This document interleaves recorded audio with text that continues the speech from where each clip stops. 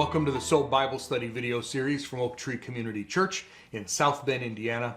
We've been working our way through the Gospel of Mark, and we are finally coming up on Passion Week, which is chapter 11 out of 16. There's a little bit left to do in chapter 10, but we only have about 3 weeks left in this, I think. So 3 or 4 weeks left. So yeah, we've been working steadily through it, that's for sure. And I even think last week we saw a shift in teaching styles. Jesus had been previously teaching the masses and the people, and he's been, very involved. And now he seems to be pulling back. And there's a couple reasons for that. It was rejection by the Pharisees and the Jewish leadership, not only local but national, coming in. And we see that where he's starting to teach with parables. And we're going to see a lot of teaching of the disciples this week.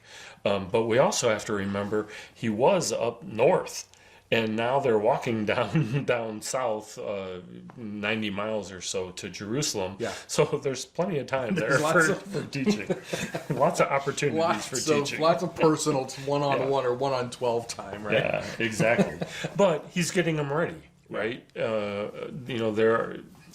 He's going to die in a week. And we even last week we saw things like they were talking amongst themselves. What did this rise again mean? What did this die mean? Going to die mean? They're still not getting it. So far Jesus has told them twice. The Son of Man is going to go to Jerusalem. He's going to die. He's going to come back. And to us it's very plain. Of course, because we know the story. But they're like, wait, who's the Son of Man? What's going on here? They're trying to figure it out. And why does he keep talking in the third person? Right. But he's very detailed. I mean, even today, toward the end of chapter 10, we're going up to Jerusalem. The Son of Man will be handed over to the chief priests and the experts. They will condemn him to death. They will turn him over to the Gentiles. They will mock him, spit on him, flog him severely, kill him. Yet after 3 days he will rise again. Yeah, so we don't have to cover that part, right? Well, that is exactly what happens. It's exactly what But that's what you would expect out of him. Yeah. But their thought is Messiah. Yeah. Messiah's not going to die. No. How can the Messiah die? I mean, that's not even on their radar to figure out. It must be. They were early allegorists. This was all symbolic for something, right? Yeah. Well, he's teaching in parables. Maybe he's telling them a parable, right? So, oddly enough, not oddly enough, in our readings this week, one of the first things that happen is there's the third denial, or the third prediction that Jesus is going to die and then be resurrected, and the apostles take it about like they did before. James and John, that's fine, but here's what's important. But when you become the Messiah, can we be at your right hand? Can we get that position of honor? And this is part of the reason Jesus needs to continue to teach, right? And especially we're in Mark, and we've talked about Mark's all about being servant. And, being servant, and that's what he stresses with them, guys. Well, first of all, it's not my choice; it's God's choice on what's going to happen. Second, are you not watching what I'm doing? I mean, I'm serving. Well, the other disciples got mad. Well, then they the asked, disciples, so Jesus needs to have the same discussion again with the bigger group. Guys, you need to serve. You're not leading isn't great. It can be fun, but man, there's a servitude here that they're not picking up. Well, it was just recently. In fact, it was after one of his previous predictions of his death and suffering that they're arguing about who's the greatest, right? So I mean, this is like deja vu almost. Right. So they're way into the Messiah. Yeah, we're ready. We're on the winning team. We're there, but they're not getting what it's going to take. And I know we're laughing at them.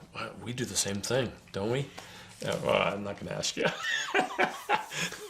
But, we're asking, God, can I have this? I want to be in a position of power. I want to be in a position there. And I think his answer back to us would be, yeah, great. go surf for a while. Yeah. Why do you want it? What, Yeah. Where's your heart? Yeah. Right. Your heart's in or their heart was definitely in the wrong place. One of the Mine's been in questions, the one of wrong the place. questions I ask students all the time is, great, that's your passion, that's what you want to do. What are you doing now? To get there. Yeah, to be in the position where Right. if that were to come up, you can do it, or to prepare for it now. Yeah. Things don't just fall in your lap typically. Yeah. So we're not going to get through everything today. By the way. What? Yeah, which is fine, right? We've never said that we're going to cover everything. Yeah. So we'll just continue for a while. And if we see a couple of rabbit trails we want to take, that's fine. There's always a rabbit trail I want to Yeah. take. We're only going about halfway through chapter 12 to Yeah. this time. So Right. So we're now in Jericho, and Jericho famous, right, for walking around it and blowing trumpets, and the walls fall. Yep. But this is just north of the Dead Sea. So what I say, about 28 miles from Jerusalem, going kind of a southwest from Jerusalem. So they've probably come maybe 70 miles or so, probably straight down the Jordan River. probably, yeah. There was a couple on the ways they could outside. go. Yeah. Yeah, Now- on the other side of the Jordan, I think they talk about a lot. So now this is interesting, and this is where I think it's not a rabbit trail, Yeah. but I think this is worth bringing up because somebody could have this question, right? Because if you read this account, he's going to heal a blind man, Right. right? If you read this account in one of the other gospels, he heals two blind men, or he heals coming out of Jericho, not coming into Jericho, or Right. vice versa. And so this is one of those accounts that people use to prove the Bible contradicts itself. Right. You can't trust the Bible. Bible contradicts Well, and if you itself. don't know, it does seem like a contradiction. Right. Right. Well, so it's actually a fairly easy solution. When Joshua and Israel marched around Jericho, God put walls came tumbling down. God put a curse that said if anyone tries to rebuild, when he lays the foundation, he'll lose his oldest son, I think. When he puts the gates up, he'll lose his youngest son. They'll Right. die, right? And that has actually been tried, and that curse has been found to be true. And so that Jericho is still lying in ruins. But God didn't say we couldn't build a new Jericho. Just move a couple miles away and rebuild. Right. Yeah. Right? And not even a couple miles. Yeah, or Probably whatever just, whatever. Yeah. And so what happens, I think, when you bring all of the accounts, the gospel accounts together, Jesus, on his way to Jerusalem, that 28 miles or whatever, he has to pass by or pass through both of them. Because they're on the route. Right. And they're two physically separate places. They're two physically separate So sometimes he's going to Jericho, sometimes he's coming from Jericho. Right. Going to Jericho. I think we see the same thing a lot of times when they go up to Jerusalem. Yeah. And you think north, and then you don't realize it's on a hill. It's on a hill, You're- right, Yeah, yeah. whenever you're going to Jerusalem, you're Right. physically going up. So I think what happened is that there are two blind men, and they are, sort of like the in-between. So is he coming out of Jericho or going into Jericho? Yes. Yeah. Yeah, good point. And the fact that Mark picks on one of them doesn't mean that there weren't two. He's just telling about one of them. Right. So similarly, when they are leaving Jericho at some point, there's a large crowd with them. Yeah. And you're like, oh, Jesus is healing a large crowd.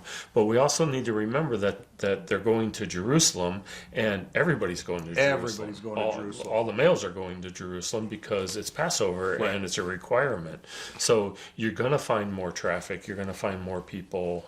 And just going there. so just because there was a huge crowd at the same place with Jesus doesn't mean that entire crowd knew what was going on. Right? Jesus, I think, and this is why I call it the less than triumphal entry for various reasons, but one of them is it wasn't like all Jerusalem is waiting for him to show up and he's here. Right.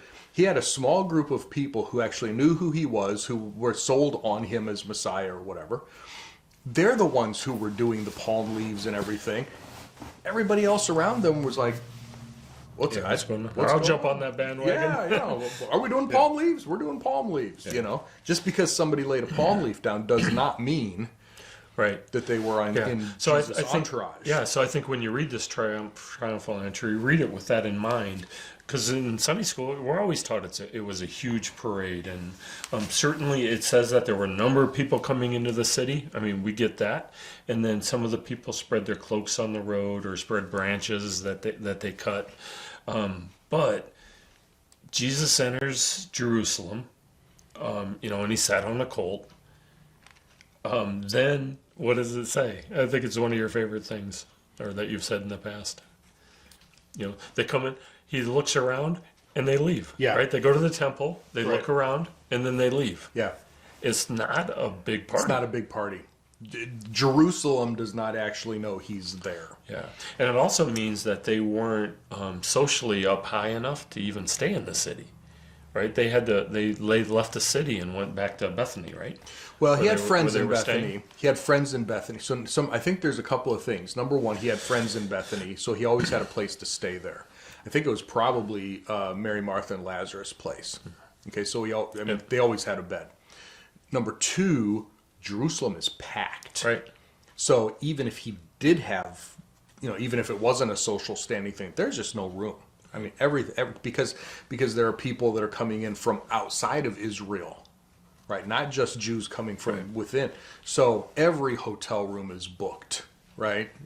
It's like in our area here, college football weekend type thing. right. You can't find a room, exactly. type thing. Yeah, Or a 3-night reservation, minimum. reservation at a restaurant, and and other college towns, definitely do the same thing and stuff. But the third thing is that, and we'll see this as we go through Passion Week, they are trying to trap him, trick him, and kill him. Right. So he is. So it gives them a little break time. Yeah. So he's going to be in the temple all day teaching, and then at night, because when is something going to happen? Under cover of darkness. They're not going to go into the temple and assassinate him right there. They didn't have silencers on guns, and they didn't have all the stuff that that movie technology allows us to do. I don't think they had guns. Well, this is what I'm saying. No, this is what I'm saying. It'd be a lot more obvious. They don't have a sniper up on the rooftop over here that can take him out. Right. It's more obvious to go in there and stab him or whatever. So under cover of darkness, he doesn't give them the opportunity. Yeah, because he's not there. He's going outside the city and that sort of thing. So I think there's at least those three reasons why he didn't stay in Jerusalem. Yeah, good. Good. So then we hit three new scenarios that at first blush just seem to be completely different from each other. But urging everybody to take a closer look at it.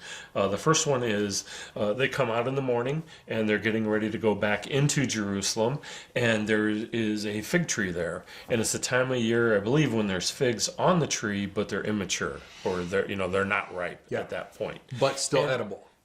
Right, but it's that time. That time of year where everybody knows that. Yeah. Well, Jesus wants them to be ripe, or seems to want them to be ripe.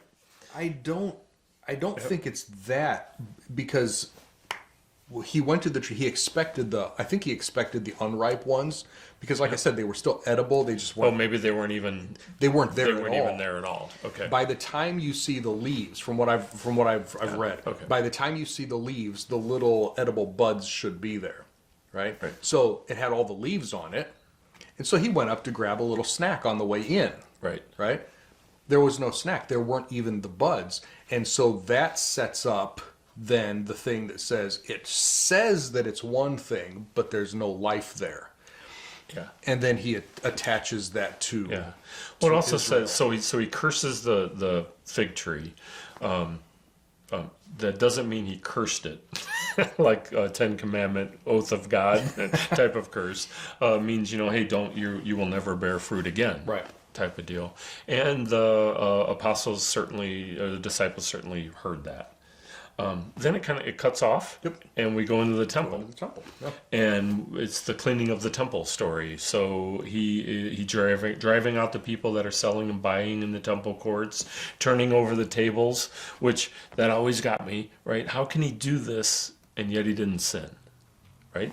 But it's not sin. It's his Father's house. Right. And these were against the Mosaic law, what these people were doing too. Yeah, because they were cheating. Right. Because the actual Selling the thing that they doves. were doing, the selling the doves and the selling the animals and foreign currency exchange, none of that was wrong. None of that was wrong, because if I'm Right. coming, let's say I'm coming from There Turkey, needs to be somebody. I'm Right. coming from Egypt, I'm coming from somewhere else. I'm not bringing a lamb with me that's going to get hurt on the way. It's got to be a perfect sacrifice. Right. I'm going to wait until I get there to buy one. Right. The problem was, under the law, you couldn't cheat people. You had to deal fairly with them. God hates unbalanced scales. We see that throughout the law. We see that in Proverbs. We see that everywhere. These people were cheating their fellow Jews left and right. Right. In the temple. Yeah, right. And then we also see the chief priests and experts in the law. Now it's not this guy has to go. It's how do we assassinate him? Yep. So that's the second part. Now we come back the next day. They've gone back to Bethany, spent the night. Now they're coming back out again. They're going by the same tree, and now the tree is all withered. Yeah. On there, and it says, I think it's Peter, right? Yep. That points it out. But I think just by seeing that with this tree showing up twice, you got to stop and say, this is odd. Yeah. So we need to look deeper at it. And you already talked about, you already, not that you gave it away, but the idea is you see this tree, it has leaves, and the expectations are, wow, it's got to have fruit on it. Mm-hmm. So Jesus went to look for the fruit, and it wasn't there. Now he goes in the temple. Temple is absolutely gorgeous. The leaves are there, but when he takes a look at it, there's no fruit. There's no faith. There's no fruit. Yep. Yeah, nothing is happening there. Yep. So again, it's I don't know what the right word is, right? But it is a symbol. It is a symbolism. Symbol. It is a Right. setting up, sort of a foreshadowing type thing. But in the Old Testament, a fig tree was one of the illustrations of the nation of Israel. Right. Right. Yeah, representative of the nation of Israel. Right. And so Jesus is looking at this, and not specifically in Mark. We see this in other Gospels, but he says, "Is there any faith in Israel?" Right. Right? Israel looks good, and Right. of course at Passover, like you said, everything is in full motion. Everything's good. Right. There's no life there. There's no real Right. life. And I believe he's especially talking about the nation of Israel, which would be the Jewish leaders and the leadership there, not that individual people couldn't have faith. 'Cause Right. We do see that some in individual people. Right, but it's like the artificial Christmas tree. Right? It Yeah. looks really, really good, but there's no life. Right. It's only the stuff you stick on it Yeah. that make it look good. Otherwise, it's just Right. Right. So now Jesus is back in the temple, and the chief priests, the experts in the law, like you said, now we're trying to figure out how to assassinate him. Yeah. So they're going to test him. Yeah. So they start throwing questions that the are 3 days. really tough to answer. Yeah. For the next 3 days, they just throw everything at him that they can. Yep. So the first question, by whose authority are you doing this? Really what they want him to say is, I am God, I am the Messiah, which he has said in the past. Many times. And then that's their proof, and they can kill him. Right. And Jesus says, before I answer that, I'm going to ask you a question. Which is perfect rabbinic style. This is Socratic method, rabbinic style. They do this all the time. Yep. And he phrased it, I'm going to only ask you one question, so it's not like there's a bunch here. Yep. John's baptism. Where'd it come from? Yep. God or man? So they huddled up. All right, if we say man, everybody's going to get mad at us because everybody here believes it came from God. He was a prophet of God. And if we say it came from God, then we have nothing to stand on. Right. Because he told us to that's- repent and that this was the Lamb of God. yeah. All right. And then they break and say, we don't know. Yeah, I know that. It's just, I love that answer. Couldn't tell you. And then so Jesus says, I'm not going to tell you either. It's beautiful, isn't it? And we see this over and over again, and even jumping ahead, paying taxes to Caesar. Yeah. I'm going to jump there. We can come that's back fine. if we want to. So they're trying to trick him again. So they go up to Jesus and say, should we pay taxes? It's a very simple question, but man, is it loaded. Yep. Right? Because they are in Israel, and the nation, the Roman nation, are there with men, armies, Yep. in a foreign nation, under their ownership. So they have to pay taxes to Rome, which no one is happy about. Sure. But if they don't, Yeah. it's like which side do you go on? See, but this is also a Messiah question. Can the Messiah condone another Paying, a foreign government? country within your own country. Yeah. This is a messianic question too. Yeah. So Jesus, of course, says, "Do you have a coin?" By that way, a Roman coin. Yeah, Yep. Somebody. And I love somebody brings it and gives it to him. Whose picture's on it? Yep. Yeah, Caesar. And then give unto Caesar what's Caesar's. Give unto God What's God's? What's God's? What belongs to God? Yeah, beautiful thing. So there's a number of these questions where they're trying to trick him by any means, and he comes back with some beautiful answers. So let's flip it around a little bit, because that's let's say that's from their perspective, right? They're trying to trap him, they're trying to trick him. Let's flip it around the other side. Because before an animal could be sacrificed, especially let's say for Passover, it had to be inspected from nose to tail, from head to toe, to make sure that it was perfect, without blemish, no fault in any way, before it could be the sacrifice. And so from Jesus' perspective, he was putting himself on full display for 3 days, saying, examine me. Ask me an example. Oh, nice. Give me throw everything I'm sure you've said you that before, can but at I me. forgot. Because he knew at the end of the week he was going to be sacrificed as the Lamb of God. And he gave them every opportunity for 4 days. And they couldn't find any fault with him. He was truly the perfect, unblemished lamb. So that when he went on the cross, he was spotless. Yeah. And they tried everything that they could. And the Pharisees gave up, and the Sadducees tried, and then they gave up, and the Pharisees had got their second wind, and they came back, and we see this in the next couple of chapters. And at the end, by the end of the time on Thursday, it's at least in Matthew, it says that no one dared ask him any more questions. They were done. They had exhausted everything. Right, and he answered to the fullest. Yeah. And really, questions that anybody else would have more than struggled with. Yeah. Should I pay taxes? There is no. Well, could the right answer possibly be? Yeah. If I say yes, you need to pay taxes. Oh, now I'm a bad Jew. Right. If you say no, now I'm going to get killed by the Romans. Rome on me. Yeah. Yep. Yeah. Yep.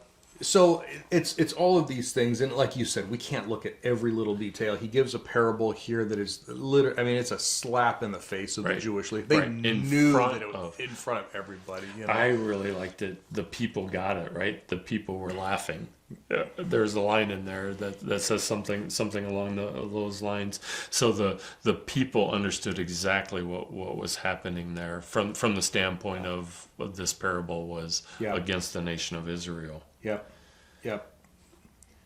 So they left him, and the Sadducees asked about the marriage and the resurrection and all that, which is where our reading this week, this session ends. Right. And I think, like you were saying, it's a great point from that story that they're just making it up. Yeah. Now, and in fact, it even says that, right? It is the Sadducees came, and oh, by the way, they don't believe in the resurrection. They don't even believe in the resurrection. Yeah.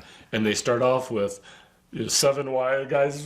Yeah, right. So in the resurrection, what happens? Like, you don't even believe in the resurrection. Right. Why do you care? Right. But he doesn't take that route. Right. And I think he gives us some good information about what may happen in heaven too. I think a little bit of insight. I think one of the things that we have to make sure that we're very careful about, especially in this section, and this bleeds over into next week's reading as well, as we go through Passion Week, is we want to make sure we're not building our doctrine totally on these sections, because they're asking him very pointed, specific trick questions, and he's answering very pointed, specific way. Right? There are definitely principles to glean here. There's doctrine that we can build out of here, but we cannot, like this whole thing on, in marriage and heaven, whatever. Yeah. We're going to build our whole doctrine about that out of this one verse taken out of context. I don't want to do that. Yeah. Right? Okay. So we have to be very careful with that. I'm not saying you're doing that. Next time we'll finish up chapter 12. There's 13, some great stuff in there still, and get into chapter 14 a little bit, and then we're running really close then to the end of the book here. So chapter 14 is actually the longest chapter in the book, I think. So it's going to take a little bit of extra time to get in. Yeah. Okay. Yeah, but yeah, really a lot of stuff in here.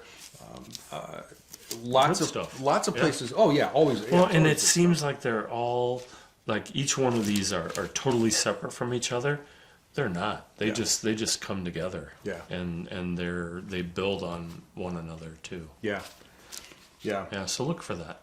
Yep. Watch for all of those things, and if there's something that we glossed over, and you're like, oh, I wish you would have spoken to that. Shoot us a message. We'll respond. We won't necessarily do a whole video, but we'll respond to you if you have a question or something that you thought was really, really interesting that you wanted to share. Let us know. We love to hear that stuff from you.